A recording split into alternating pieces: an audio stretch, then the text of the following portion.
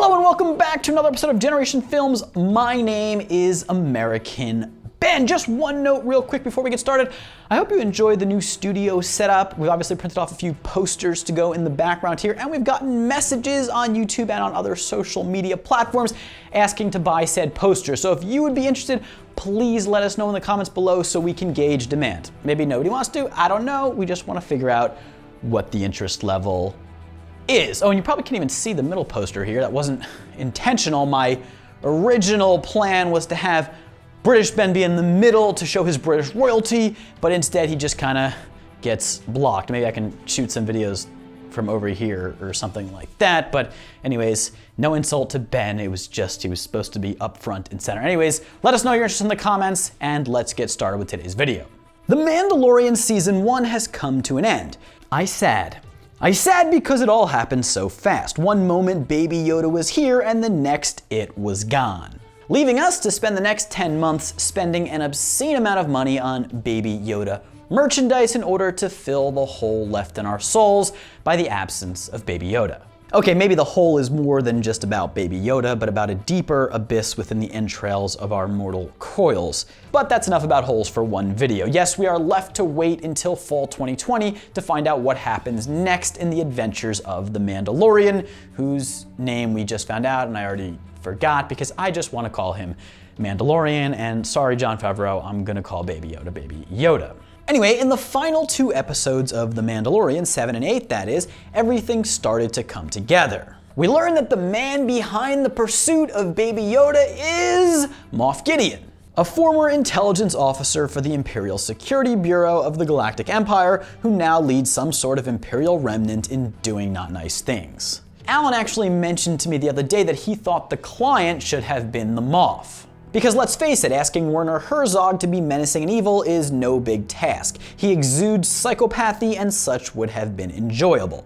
But I actually enjoy the choice of Moff Gideon as a Star Wars baddie. Every Galactic Empire / First Order leader ever has been palpably malevolent, no pun intended, so Gideon is a refreshing take on villainy in Star Wars.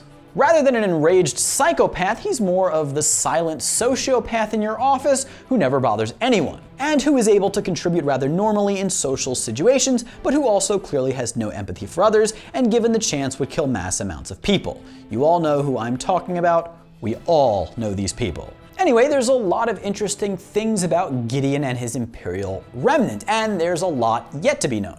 One thing that might give us some insight into Gideon and his forces is the TIE Fighter that Gideon flies around in the series finale. Now, at least outwardly, the ship looked very similar to the TIE LN Fighter. However, this ship was not a TIE LN Fighter, but an Outland TIE Fighter. The two ships are probably very close in terms of specs, but the Outland Fighter's solar collector panel wings can fold at the center into a V shape, kind of like the X-Wing, thus allowing the Outland to land on any level surface using its recessed landing gear. Therefore, Outland pilots could easily land or take off in their ship without any sort of specialized landing pad or hangar rack. Though if you crash land in it, you might need a handy darksaber in order to cut yourself out. So at this point, I imagine you're probably thinking to yourself, well, I saw the episode. I know the ship can do that. It's not really a huge deal.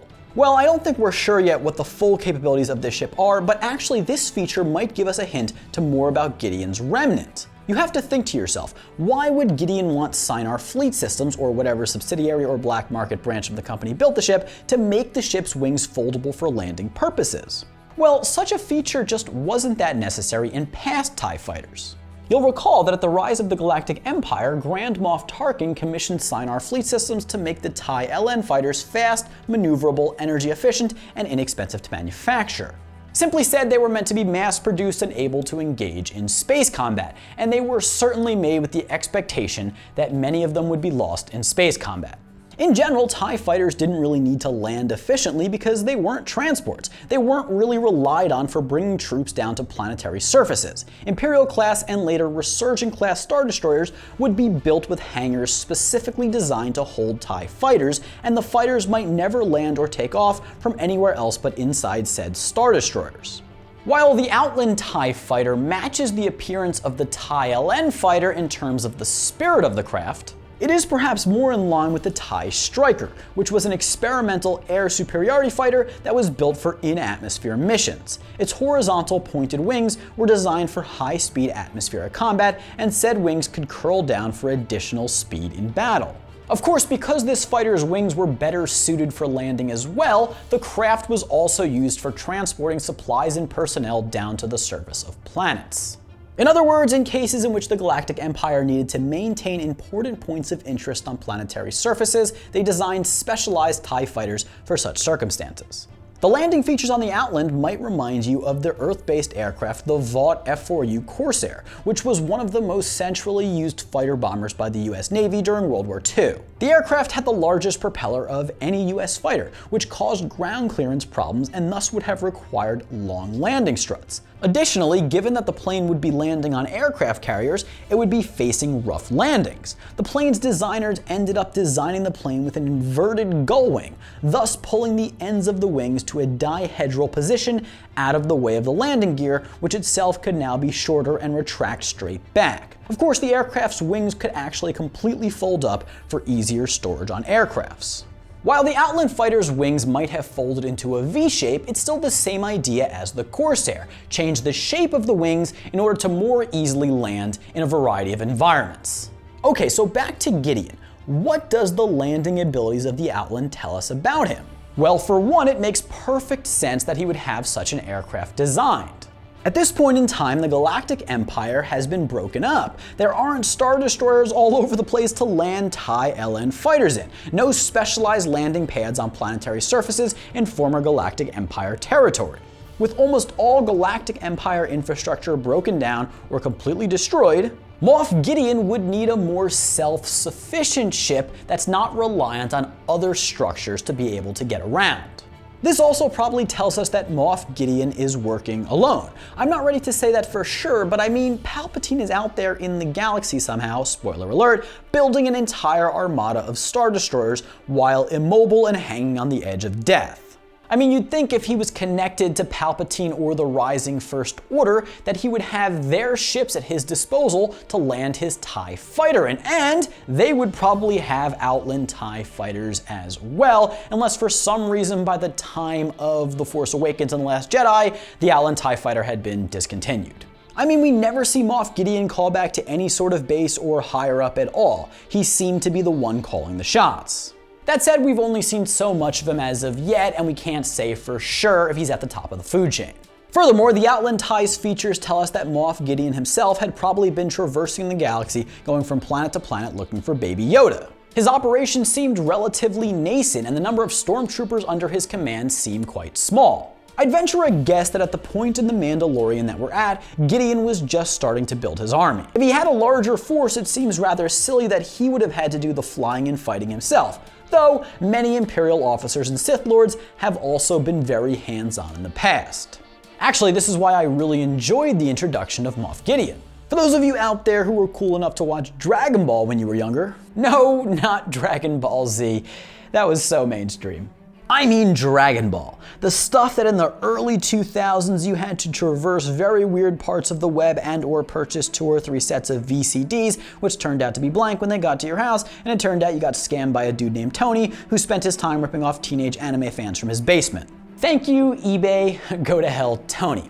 Anyway, for those of you that know about Dragon Ball, it really reminds me a lot of The Mandalorian. Both are Western-style epics with self-contained episodes that still move chronologically as a saga. And Moff Gideon reminds me a lot of a general in the Red Ribbon Army who is chasing after the Dragon Balls. General Blue specifically reminds me of Gideon. Charming, well-spoken, smart, a bit of a doofus, and yet still quite evil. I imagine that by the time the second season rolls around, Moff Gideon will have advanced his fleet and army quite a bit. And over time, he may very well become a serious villain in galactic history.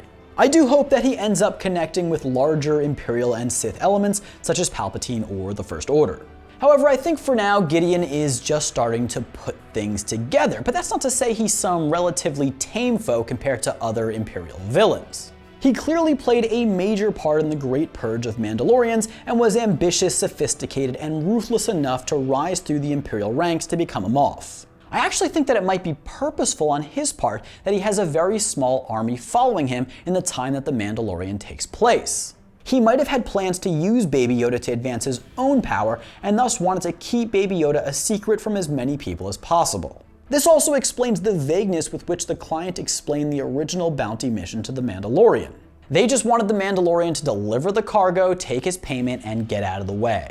Such also explains the specially designed TIE Fighter. In order to keep the mission to obtain Baby Yoda low profile, naturally Moff Gideon had to do a lot of things himself. He needed a ship that could fly fast, engage effectively in air combat, and of course, land on the surface of planets with a variety of terrains.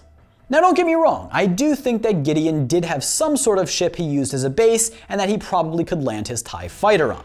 Without some sort of bigger ship at his disposal, it's unlikely that he would have been able to get his small army very far, let alone chase Baby Yoda across the galaxy. In any case, his military did include Imperial troop transports and speeder bikes, a lot of which, along with his Stormtroopers, would have needed to be transported over the vast distances of space in a hyperdrive-capable ship. That said, Gideon probably didn't have much in the way of a fleet in the time that Season 1 of The Mandalorian takes place. He was also clearly very hands-on with the mission to find Baby Yoda, and a large part of his operations probably included using the Outland TIE Fighter to drop down to the surface of planet after planet in search of his prey. Anyway, that's my theory on the significance of the Outland TIE Fighter. I hope you enjoyed the video. If you did, please give it a big thumbs up. Leave a comment down below because I want to hear your beautiful voice, although it's typed out so I don't hear it. But anyways, remember to subscribe to our channel, hit that notification bell. For now, my name is American Ben, and I'll catch you next time. Generation Films, peace.